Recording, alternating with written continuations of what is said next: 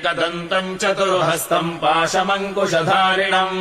रदम् च वरदम् हस्तैर्बिभ्राणम् मूषकध्वजम् रक्तम् लम्बोदरम् शूर्पकर्णकम् रक्तवाससम् रक्तगन्धानुलिप्ताङ्गम् रक्तपुष्पैः सुपूजितम् भक्तानुकम्पिनम् देवम् जगत्कारणमच्युतम् आविर्भूतम् च सृष्ट्यादौ प्रकृतेः पुरुषात् परम् एवम् ध्यायति यो नित्यम् स योगी योगिनाम् वरः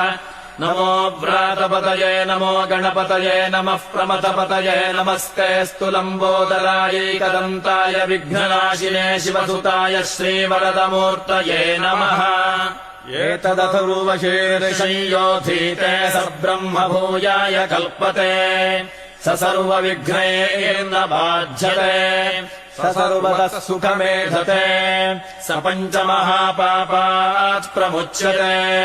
सायमधीयानो दिवसकृतम् पापम् नाशयति प्रातरधीयानो रात्रिकृतम् पापम् नाशयति सायम् प्रातः प्रयुञ्जानः पापो पापो भवति धर्मार्थकाममोक्षम् च विन्दति इदमथर्वशीर्षमशिष्याय न देयम् यो यदि मोहाद्दास्यति स पापीयान् भवति।